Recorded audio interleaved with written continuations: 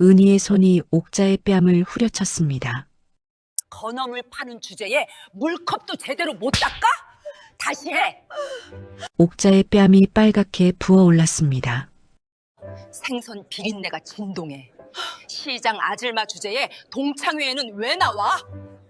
박은희의 목소리가 부산 해운대 특급 호텔 크리스탈홀에 울려 퍼졌습니다. 나 수건으로 닦아줘봐 빨리. 손에서 생선 냄새 난다고. 61세 김옥자가 떨리는 손으로 수건을 집어들었습니다.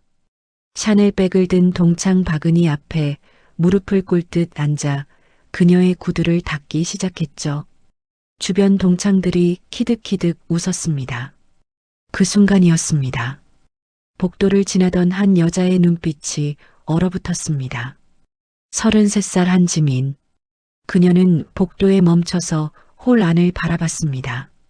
자신이 가장 존경하는 시어머니가 명품 구두를 닦고 있었습니다. 짝! 은희의 손이 다시 옥자의 뺨을 후려쳤습니다. 옥자의 뺨이 또다시 빨갛게 부어올랐습니다. 하지만 그녀는 아무 말도 하지 못했습니다. 아들 준혁이가 은희 남편의 수산 유통회사에서 일하고 있었으니까요. 지민은 주먹을 꽉 쥐었습니다. 손톱이 손바닥을 파고들었지만 아프지 않았습니다. 머릿속에서 천불이 났습니다. 하지만 옥자와 눈이 마주치는 순간 옥자는 고개를 저었습니다. 애원하는 눈빛이었습니다. 지민은 천장을 올려다봤습니다. CCTV가 보였습니다. 그 순간 며느리가 아닌 검사 한지민이 깨어났습니다. 이건 우발이 아니야. 지속적인 갑질이고 폭행이야. 그리고 증거가 있어. 지민은 조용히 자리를 떠났습니다. 하지만 머릿속은 이미 차갑게 돌아가고 있었습니다. 검사로서 말이죠. 그들은 몰랐습니다. 그날 복도를 지나간 그 여자가 부산지방검찰청에서 수산물 유통비리를 전담 수사하는 특수부 검사라는 것을. 그리고 35년간 자갈치 시장을 지켜온 그 시장 아줌마가 곧 법정에서 정의의 칼을 휘두르게 될 거라는 것을 말이죠. 5년 전으로 거슬러 올라갑니다. 부산 남포동 거리였습니다. 28살 한지민은 사법연수원을 막 수료하고 검사 임용을 기다리고 있었죠. 그날 오후 지민은 길을 걷다 소매치기를 목격했습니다. 도둑이야. 한 노인이 소리쳤습니다. 젊은 남자가 노인의 가방을 낚아채 달아나고 있었죠. 지민은 망설이지 않았습니다. 소매치기를 따라 달렸습니다. 법학도로 키운 체력은 아니었지만 정의감은 누구보다 강했죠. 지민이 소리치며 소매치기의 팔을 붙잡았습니다. 하지만 그 남자는 지민을 밀쳐냈습니다. 지민은 비틀거렸습니다. 그때였습니다. 이 사람아. 한 남자가 나타나 소매치기를 붙잡았습니다. 33살 이준혁이었습니다. 키가 크고 어깨가 넓은 남자였죠. 가만히 있어. 경찰 올 때까지. 준혁의 목소리는 차분했지만 단호했습니다. 소매치기는 준혁의 소나기에서 꼼짝도 못했습니다. 경찰이 도착했고 소매치기는 잡혀갔습니다. 노인은 눈물을 흘리며 감사 인사를 했습니다. 고맙습니다. 정말 고맙습니다. 거기 통장이랑 도장이 다 들어있었는데. 준혁은 손을 저었습니다. 괜찮습니다. 당연한 일했을 뿐이에요. 지민은 준혁을 바라봤습니다. 선하게 생긴 얼굴이었지만 눈빛만큼은 단단해 보였습니다. 도와주셔서 감사합니다. 저 혼자서는 못 잡았을 거예요. 지민이 말했습니다. 준혁이 웃었습니다. 아니에요. 먼저 쫓아가신 분이 대단하신 거죠. 보통 사람들은 그냥 지나쳐요. 두 사람은 서로를 바라보며 웃었습니다. 저 커피라도 한 잔 사고 싶은데요. 보답으로요. 지민이 조심스럽게 물었습니다. 준혁은 잠시 망설이다 고개를 끄덕였습니다. 그럼 감사하게 얻어먹겠습니다. 두 사람은 근처 카페로 갔습니다. 창가 자리에 앉아 커피를 마시며 이야기를 나눴죠. 이름이 어떻게 되세요? 한지민이요. 지금은 취업 준비 중이에요. 저는 이준혁입니다. 자갈치 시장에서 일해요. 자갈치 시장이요? 네, 수산물 도매시장에서 경매사로 일하고 있어요. 지민은 고개를 끄덕였습니다. 경매사, 흔한 직업은 아니었지만 전문성이 필요한 일이었죠. 힘든 일 아니에요? 새벽 일찍 일어나야 하고 체력적으로는 힘들죠. 하지만 보람 있어요. 우리가 제대로 경매하면 어인들도 좋은 가격 받고 상인들도 좋은 수산물 받으니까요. 준혁의 눈빛에 자부심이 담겨 있었습니다. 지민은 그런 준혁이 좋았습니다. 자신의 일에 자부심을 가진 사람, 정직하게 사는 사람. 두 사람은 그날 이후로 자주 만났습니다. 지민은 검사 임용을 기다리며 준혁을 만났고 준혁은 새벽 경매가 끝나면 지민에게 연락했습니다. 어느 날 저녁 준혁은 지민을 자갈치 시장으로 데려갔습니다. 우리 어머니 가게예요. 옥자의 건어물. 작은 가게였지만 깨끗했습니다. 건어물들이 정갈하게 진열되어 있었죠. 어서 오세요. 56살 김옥자가 밝게 웃으며 인사했습니다. 키는 작았지만 눈빛만큼은 또렷했습니다. 어머니, 제 친구 한지민 씨예요. 아이고, 어서 와요. 준혁이가 얘기 많이 했어요.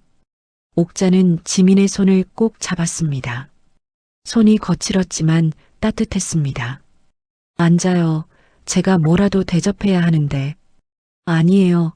제가 그냥 인사드리러 왔어요. 지민은 가게를 둘러봤습니다. 오래되었지만 정성스럽게 관리된 가게였습니다. 여기서 오래 하셨어요? 30년 넘었지요. 준혁이 아버지가 돌아가시고 혼자 키우느라 여기서 시작했어요. 옥자의 목소리에 자부심이 묻어났습니다. 준혁이 잘 키우셨네요. 우리 아들 착하죠? 새벽부터 일하느라 힘든데도 한 번도 불평 안 해요. 옥자는 아들 자랑을 했고 지민은 웃으며 들었습니다. 그날 저녁 지민은 집으로 돌아오며 생각했습니다. 좋은 사람들이야, 정말 좋은 사람들. 6개월이 지났습니다. 지민은 검사 임용을 받았고 부산지방검찰청에 배치되었습니다. 준혁은 경매사로서 인정받기 시작했죠. 어느 날 저녁 준혁은 지민을 해운대 바닷가로 데려갔습니다. 석양이 아름다웠습니다. 지민 씨, 준혁이 조심스럽게 입을 열었습니다. 저 지민 씨를 정말 좋아해요. 아니, 사랑해요. 지민의 가슴이 뛰었습니다. 저도요. 하지만 저는 가진 게 없어요. 경매사 월급으로는 넉넉하지 않고 집도 작은 빌라고. 지민이 준혁의 말을 끊었습니다. 준혁 씨, 저는 돈 많은 사람이랑 결혼하고 싶지 않아요. 정직한 사람이랑 결혼하고 싶어요. 준혁 씨 같은 사람이요. 준혁의 눈에 눈물이 맺혔습니다. 그럼 저랑 결혼해 주시겠어요? 네. 두 사람은 포옹했습니다. 바닷바람이 두 사람을 감쌌습니다. 하지만 문제가 있었습니다. 지민의 가족이었죠. 지민의 언니 한수진은 서울에서 내과 의사로 일하고 있었습니다. 능력 있고 또렷한 성격이었죠. 지민아, 제정신이야? 수진이 전화기 너머로 소리쳤습니다. 경매사랑 결혼한다고? 너 검사잖아. 검사가 왜 경매사랑? 언니, 직업이 뭐가 중요해? 사람이 중요하지. 사람이 중요하면 더 잘 봐야지. 너 나중에 후회해도 몰라. 언니, 나 이미 결심했어. 지민은 단호했습니다. 수지는 한숨을 쉬었습니다. 알았어. 내 인생이니까. 하지만 나중에 힘들어도 울지 마. 고마워, 언니. 지민은 전화를 끊고 미소를 지었습니다. 몇 달 후 두 사람은 작은 결혼식을 올렸습니다. 신랑 측 하객이 더 많았습니다. 자갈치 시장 상인들, 도매시장 경매사들, 그리고 동네 이웃들이 모두 축하해 주었죠. 준혁이 좋은 사람 만났네. 검사 며느리 두니 든든하겠다. 시장 상인들이 옥자에게 말했습니다. 옥자는 웃으며 고개를 끄덕였습니다. 우리 며느리 정말 좋은 애예요. 똑똑하고 착해요. 결혼 후 지민은 준혁의 가족과 함께 살기 시작했습니다. 작은 빌라였지만 따뜻했습니다. 옥자는 지민을 친딸처럼 대했습니다. 지민아, 힘들지 않아? 검사일 힘들다면서. 괜찮아요. 어머니, 제가 좋아서 하는 일이에요. 그래도 밥은 잘 챙겨 먹어야지. 내가 아침 차려줄게. 어머니가 새벽에 일어나시는데 제가 어떡해요? 됐어. 어차피 나는 새벽 3시에 일어나니까. 너는 7시에 일어나면 돼. 옥자는 매일 새벽 3시에 일어나 가게 준비를 했습니다. 그리고 7시쯤 집에 돌아와 지민의 아침을 차렸죠. 지민은 처음엔 어색했습니다. 친정에서는 한 번도 이런 대접을 받아본 적이 없었거든요. 의사인 언니는 바빴고 부모님도 각자 일이 있었으니까요. 하지만 점점 익숙해졌습니다. 옥자의 진심이 느껴졌으니까요. 어머니 정말 고마워요. 뭘 가족인데. 우리 며느리 잘 먹어야 일도 잘하지. 지민은 옥자를 안았습니다. 옥자도 지민을 꼭 안아주었습니다. 행복한 시간이었습니다. 하지만 옥자에게는 숨겨진 고통이 있었습니다. 고등학교 동창 박은이였습니다. 은희는 학창 시절부터 옥자를 괴롭혔습니다. 옥자의 아버지가 자갈치 시장에서 생선 장사를 했기 때문이었죠. 야, 생선 냄새 난다. 너 때문에 우리 반이 생선 냄새 나. 은희는 친구들과 함께 옥자를 따돌렸습니다. 급식 시간마다 자리를 피했고 체육 시간마다 같은 팀이 되기를 거부했죠. 옥자는 참았습니다. 아버지가 힘들게 돈 벌어서 학교 보내주시는데 문제 일으킬 수 없었으니까요. 졸업 후에도 관계는 변하지 않았습니다. 은희는 부산의 대형 수산유통회사 회장과 결혼했습니다. 회사 이름은 대양수산. 부산에서 가장 큰 수산유통회사였죠. 그리고 옥자는 남편을 잃고 혼자 아들을 키우며 작은 건어물 가게를 운영했습니다. 어느 날 고등학교 동창의 연락이 왔습니다. 옥자야, 동창회 온다며? 나는 안 갈래. 바빠서. 에이, 오랜만에 보자. 옥자는 거절했지만 은희가 직접 전화를 했습니다. 옥자야, 나 은희야. 동창회 안 오면 서운해.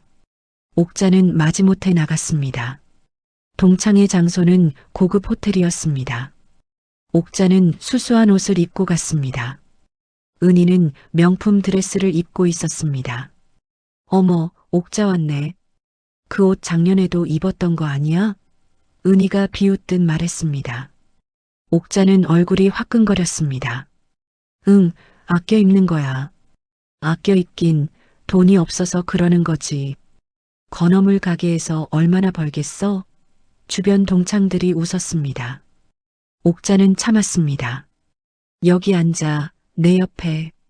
은희가 손짓했습니다. 옥자는 은희 옆에 앉았습니다. 목말라, 물 좀 떠와. 은희가 명령했습니다. 옥자는 일어나 물을 떠왔습니다. 이게 뭐야? 미지근하잖아. 차가운 거로 다시 떠와. 은희가 물잔을 밀쳤습니다.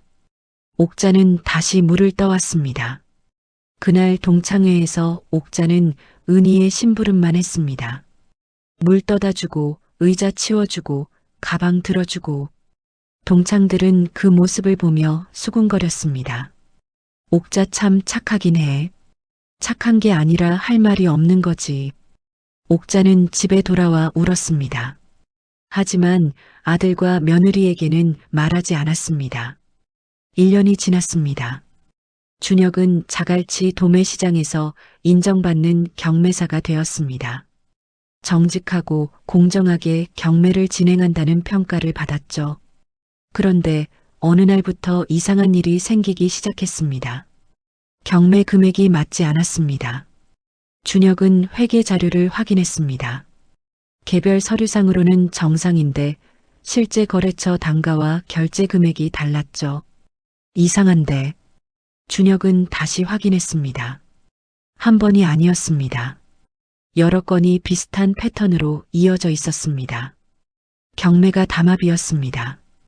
업체들끼리 미리 가격을 정해놓고 입찰하는 것이었습니다. 준혁은 더 조사했습니다. 그리고 충격적인 사실을 발견했습니다. 밀수 수산물도 섞여 있었습니다. 원산지를 속이고 불법으로 들여온 수산물들이 정식 경매를 통해 유통되고 있었죠. 준혁은 고민에 빠졌습니다. 모른 척하면 편했습니다. 자기 월급 받고 조용히 일하면 됐죠. 하지만 어머니 옥자의 말이 떠올랐습니다. 준혁아, 정직하게 살면 손해는 봐도 부끄럽진 않다. 준혁은 결심했습니다. 내부 고발을 하기로. 준혁은 증거를 모으기 시작했습니다. 경매 녹취록, 회계 서류, 밀수품 원산지 증명서 6개월간 모았습니다. 그리고 해양수산부에 익명으로 제보했습니다.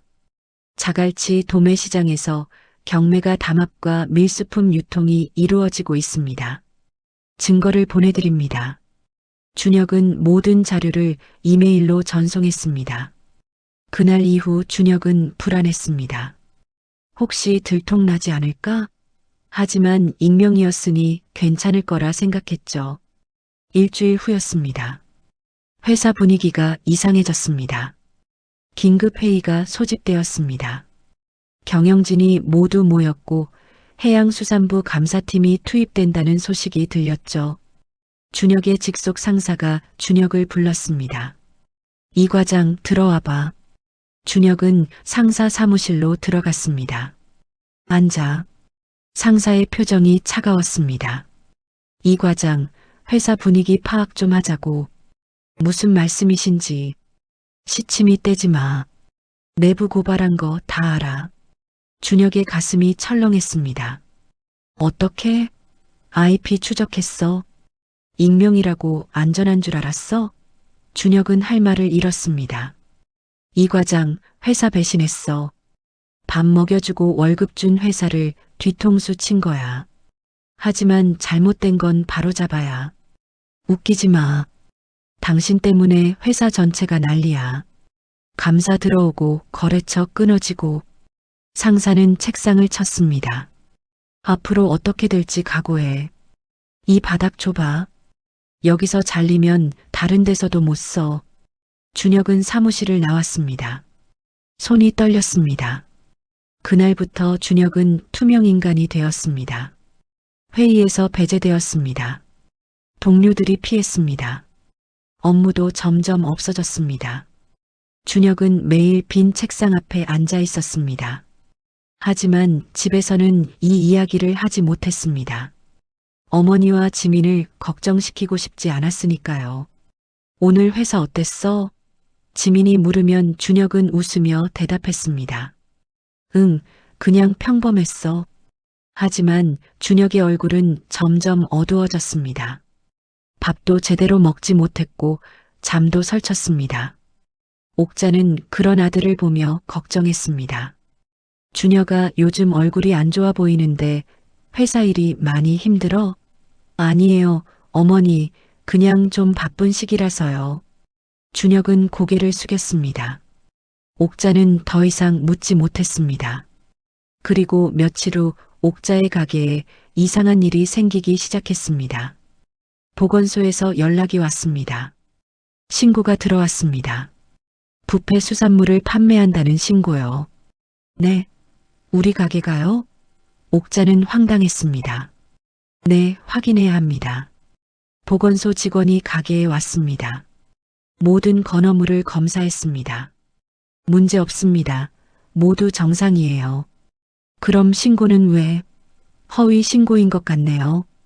그래도 신고가 들어오면 확인해야 하니까요. 옥자는 안도했습니다. 하지만 그게 끝이 아니었습니다. 다음 날 또 신고가 들어왔습니다. 유통기한 지난 제품을 판매한다는 신고입니다. 보건소 직원이 다시 왔습니다. 또 검사했습니다. 또 문제 없었습니다. 그 다음 날도 신고가 들어왔습니다. 위생 상태가 불량하다는 신고요. 일주일에 10건씩 신고가 들어왔습니다. 보건소 직원도 지쳤습니다. 사장님, 이거 누가 일부러 하는 것 같은데요? IP 추적해보니까 같은 곳에서 반복적으로. 누가 왜 이러는 거예요? 옥자는 울 것 같았습니다. 그날 밤 옥자는 잠을 이루지 못했습니다. 혹시 은희가 한 건 아닐까? 은희의 남편이 대양수산 회장이었습니다.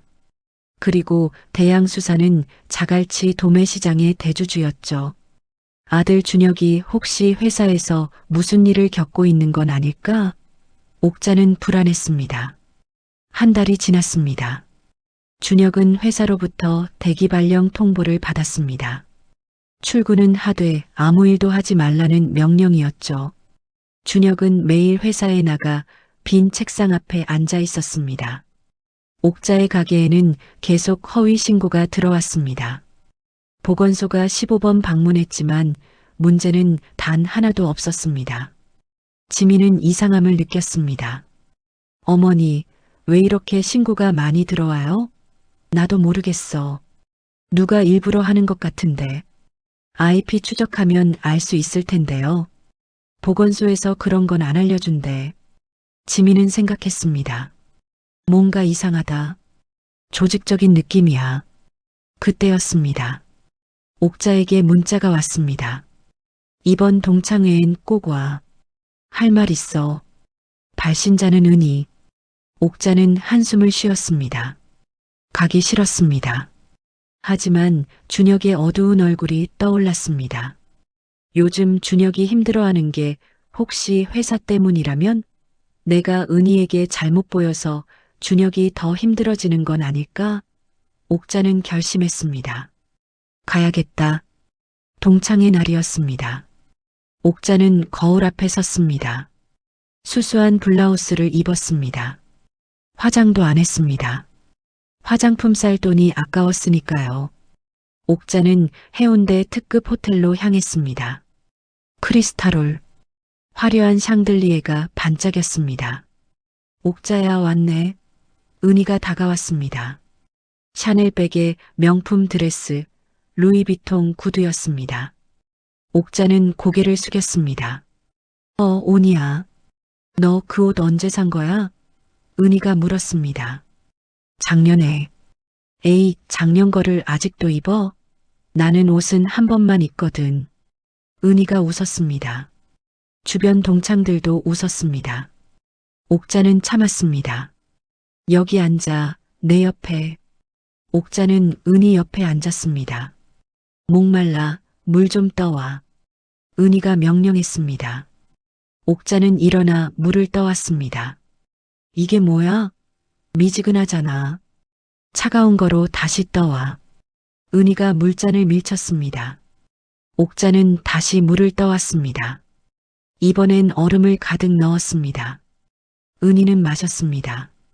그리고 컵을 테이블에 내려놓았습니다. 옥자야, 너 아들 준혁이 대양수산에서 일한다며? 응. 요즘 회사 분위기 좀 이상하지 않니? 옥자는 가슴이 철렁했습니다. 무슨 말이야? 아, 몰라. 내부 고발자가 나왔대. 회사 다 뒤집어졌어. 은희가 웃으며 말했습니다.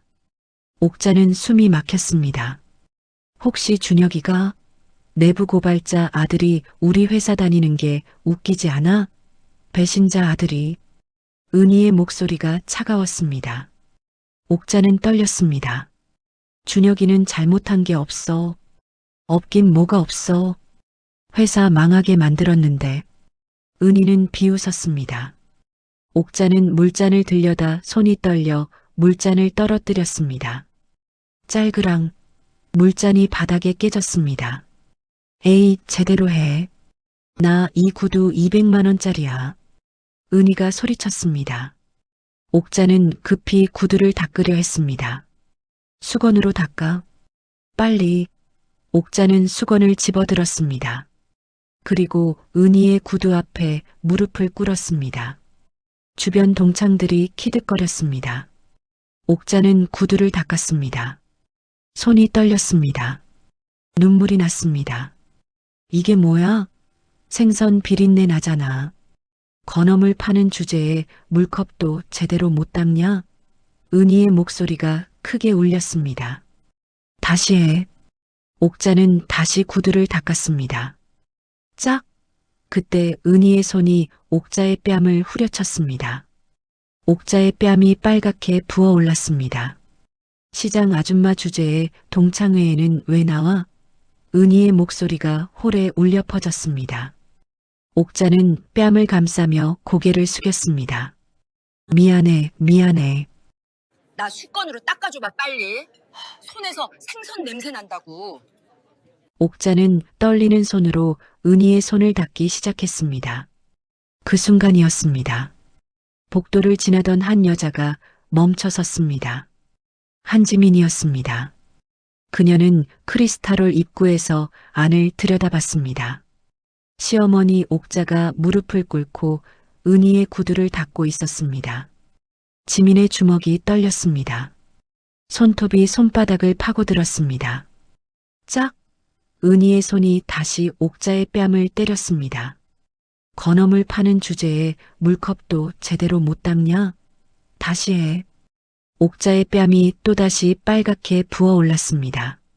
지민은 당장이라도 뛰어들어가고 싶었습니다.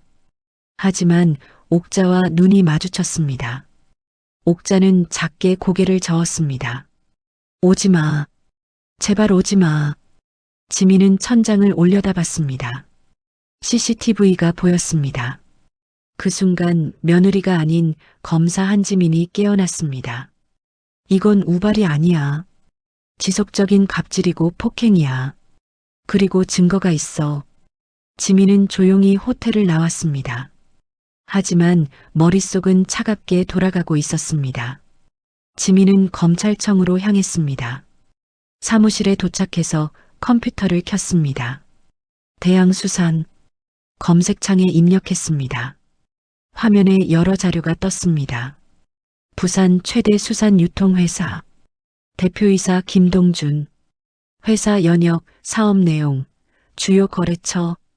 지민은 자료를 하나씩 읽어내려갔습니다. 그리고 이상한 점을 발견했습니다. 자갈치 도매시장 경매가 자료. 지민은 며칠 전 준혁이 집에서 힘들어하던 모습을 떠올렸습니다. 혹시? 지민은 더 깊이 조사하기 시작했습니다. 이틀 후 지민은 해양수산부를 방문했습니다. 담당 공무원을 만났습니다. 최근 자갈치 도매시장에 대한 내부 고발이 있었죠? 네, 있었습니다. 경매 담합과 밀수품 유통 의혹이요.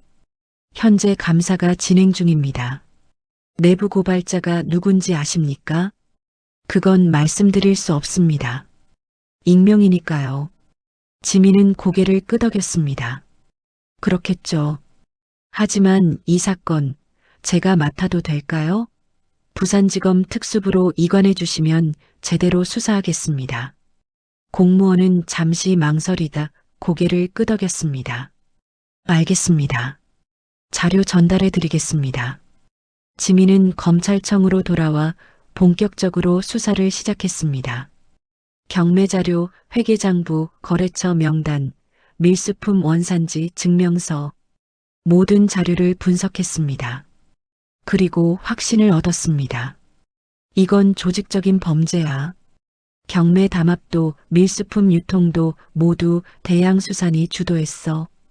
일주일 후 지민은 압수수색 영장을 발부받았습니다. 새벽 6시 지민은 수사팀을 이끌고 대양수산 본사로 향했습니다. 검찰입니다. 압수수색 영장 집행합니다. 직원들이 놀라 일어났습니다. 김동준 대표는 어디 있습니까? 회장실입니다. 지민은 회장실로 향했습니다.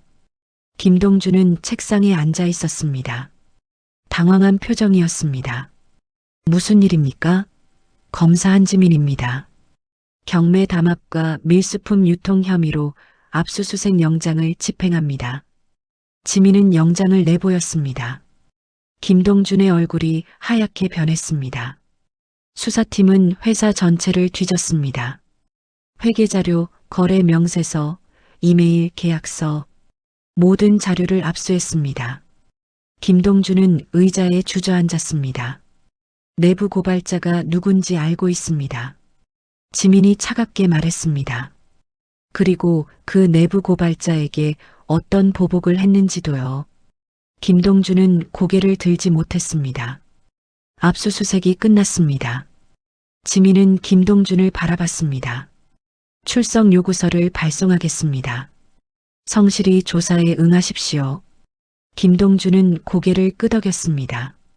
지민은 회사를 나서며 생각했습니다. 이제 시작이야.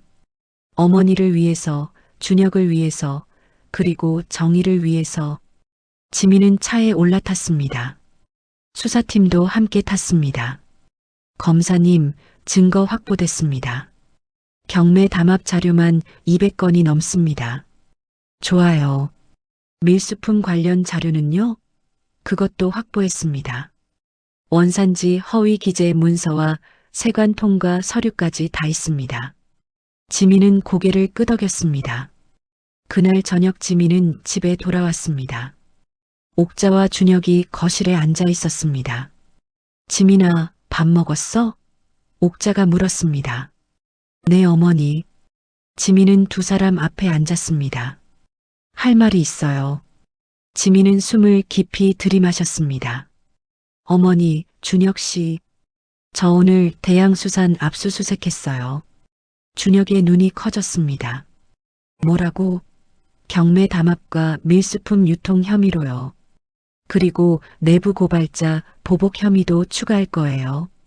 옥자는 지민을 바라봤습니다. 지민아, 그럼 너가? 네. 저 그날 동창회장에서 어머니가 맞으시는 걸 봤어요. 복도에서요. 지민의 눈에 눈물이 맺혔습니다. 그 순간 결심했어요. 어머니를 지켜야겠다고. 그리고 준혁 씨를 위해서라도 이 사건을 제대로 수사해야겠다고. 준혁이 지민의 손을 잡았습니다. 고마워. 지민아, 정말 고마워. 옥자도 지민을 안았습니다. 우리 며느리. 어머니, 이제 참지 마세요. 법이 어머니를 지킬 거예요. 제가 지킬 거예요.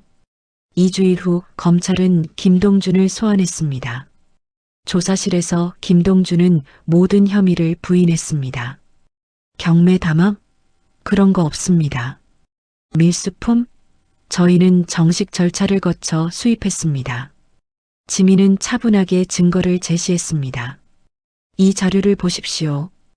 2022년부터 2025년까지 3년간의 경매 기록입니다.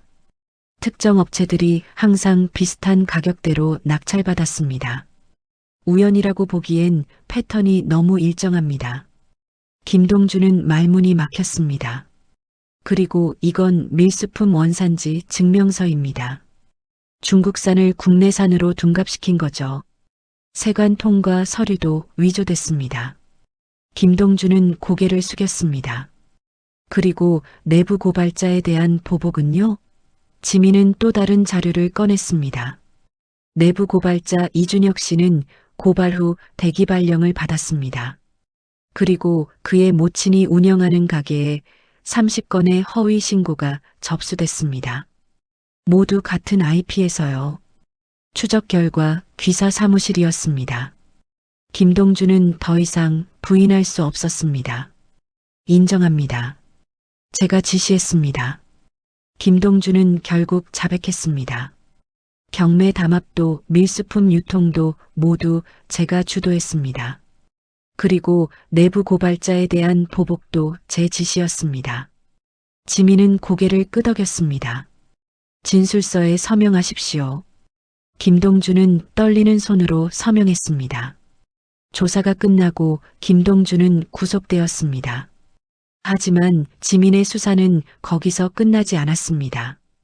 박은희, 동창회에서 옥자를 폭행한 그 여자. 지민은 박은희를 소환했습니다. 하지만 은희는 출석하지 않았습니다. 남편이 구속됐는데 제가 왜 가야 하나요? 전화 너머로 은희가 말했습니다. 폭행 혐의로 조사가 필요합니다. 폭행? 그냥 친구끼리 장난친 거예요. 은희는 비웃었습니다. 장난이요? 지민의 목소리가 차가워졌습니다. CCTV에 다 찍혔습니다. 피해자의 뺨을 때리고 하녀처럼 부린 모습이요.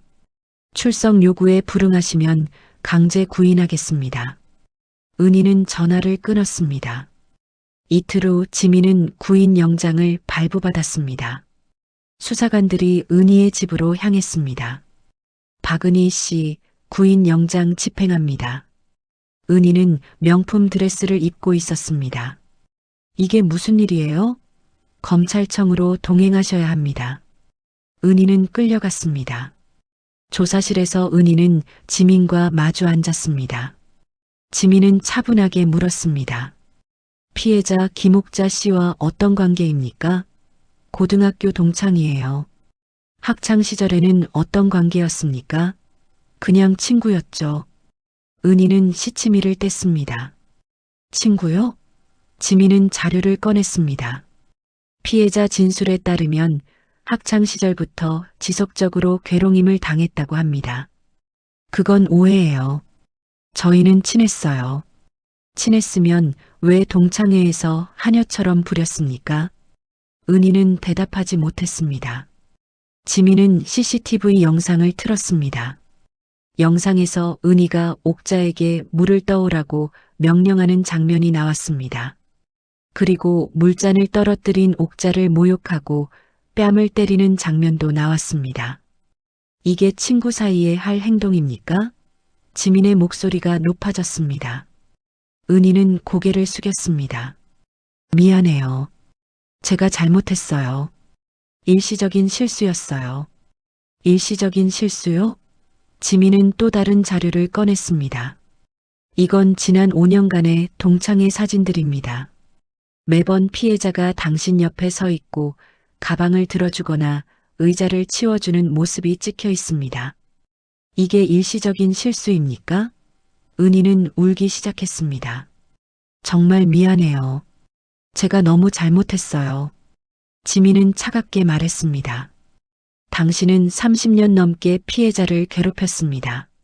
학창 시절부터 지금까지요.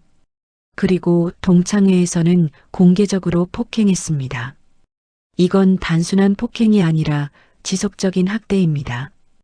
은희는 소리내어 울었습니다. 조사가 끝나고 은희도 구속되었습니다. 지민은 사무실로 돌아와 기소장을 작성했습니다. 피고인 김동준, 경매 담합, 밀수품 유통, 내부 고발자 보복. 피고인 박은희, 폭행, 모욕. 지민은 기소장에 서명했습니다. 그날 저녁 지민은 집에 돌아왔습니다. 옥자와 준혁이 기다리고 있었습니다. 어머니, 준혁 씨 모두 구속됐어요. 김동준도 박은희도. 옥자는 눈물을 흘렸습니다. 정말? 정말이야? 네. 이제 재판만 남았어요. 재판 준비는 철저했습니다. 지민은 모든 증거를 정리했습니다.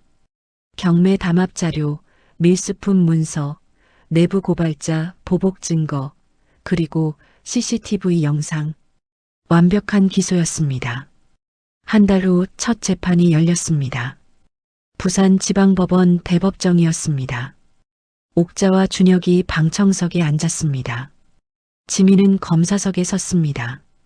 판사가 입장했습니다. 재판을 시작하겠습니다. 피고인들이 입장했습니다. 김동준과 박은희 두 사람 모두 수갑을 차고 있었습니다. 옥자는 은희를 바라봤습니다. 은희도 옥자를 보았지만 곧 고개를 숙였습니다. 검사 한지민입니다. 지민이 일어나 기소 내용을 설명했습니다. 피고인 김동준은 3년에 걸쳐 경매 담합을 주도하고 밀수품을 유통했습니다. 그리고 내부 고발자와 그 가족을 조직적으로 괴롭혔습니다. 방청석이 웅성거렸습니다. 지민은 계속 말했습니다. 피고인 박은희는 학창 시절부터 피해자를 괴롭혔고 동창회에서 공개적으로 폭행했습니다. 이는 용납할 수 없는 범죄입니다. 재판은 여러 차례 열렸습니다.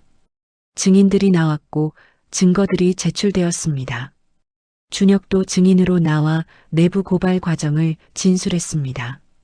옥자도 증인으로 나와 30년간의 괴롭힘을 증언했습니다. 마침내 최종 변론 날이 왔습니다. 지민이 일어났습니다. 재판장님, 이 사건은 단순한 개인의 일탈이 아닙니다. 권력과 돈으로 약자를 짓밟은 조직적인 범죄입니다. 지민의 목소리가 법정에 울렸습니다. 피고인들은 자신의 지위를 이용해 정직한 사람을 괴롭혔습니다. 내부 고발자를 배신자 취급하고 그 가족까지 보복했습니다. 그리고 학창 시절부터 이어진 괴롭힘을 30년 넘게 지속했습니다. 이는 용납할 수 없습니다. 지민은 판사를 바라봤습니다.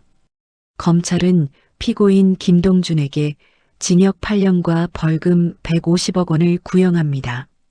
그리고 피고인 박은희에게 징역 2년을 구형합니다. 2주 후 판결이 선고되었습니다. 판사가 판결문을 읽었습니다. 피고인 김동준에게 징역 8년과 벌금 150억 원을 선고합니다. 피고인 박은희에게 징역 1년을 선고합니다.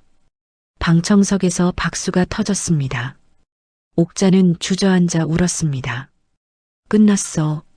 정말 끝났어. 준혁도 눈물을 흘렸습니다.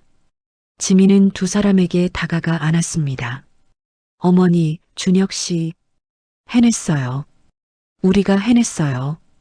법정을 나서며 지민이 말했습니다. 오늘 판결은 정의의 승리입니다. 돈과 권력으로 사람을 함부로 대해서는 안 된다는 것을 보여준 판결입니다. 기자들이 박수를 쳤습니다. 옥자도 말했습니다. 저는 평생 참고 살았습니다. 하지만 이제는 알겠어요. 참는 게 미덕이 아니라는 걸요. 당당하게 사는 게 진짜 미덕입니다. 사람들이 환호했습니다. 며칠 후 옥자는 자갈치 시장으로 돌아왔습니다. 단골 손님들이 찾아와 축하했습니다. 사장님 정말 잘하셨어요. 옥자는 웃으며 건어물을 정리했습니다. 이제 고개를 숙이지 않아도 됐습니다. 당당하게 일할 수 있었습니다. 준혁은 새로운 수산회사에 취직했습니다. 정직한 시스템을 만드는 회사였죠. 지민은 계속 수산 비리를 수사했습니다. 그리고 한 달 후 지민의 언니 수진이 부산으로 내려왔습니다. 지민아, 미안해. 내가 내 결혼 반대했던 거. 수진은 지민을 안았습니다. 준혁 씨는 정말 좋은 사람이야. 어머니도 훌륭하신 분이고. 지민은 눈물을 흘렸습니다. 그날 저녁 가족 모두가 모여 저녁을 먹었습니다. 건배. 모두가 잔을 부딪혔습니다. 어머니, 이제 정말 행복하게 사세요. 지민이 말했습니다.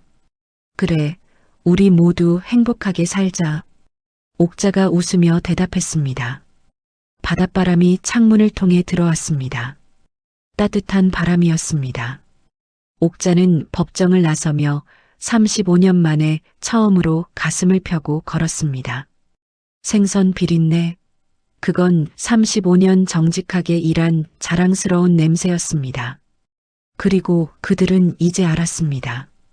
며느리가 단순한 검사가 아니라 부산 수산업계 비리를 전담 수사하는 특수부 검사였다는 것을, 그리고 자갈치 시장 35년 터주대감 건어물 가게 주인이 법정에서 정의를 쟁취했다는 것을 말이죠. 여러분, 오늘 이야기는 여기까지입니다. 옥자는 더 이상 고개를 숙이지 않아도 됐습니다. 준혁은 정직하게 살아도 괜찮다는 걸 증명했습니다. 그리고 지민은 법으로 가족을 지켰습니다. 때로는 참는 것이 미덕이 아닙니다. 당당하게 맞서는 것이 진짜 용기입니다. 여러분도 부당한 일을 당하고 계신가요? 포기하지 마세요. 정의는 반드시 승리합니다.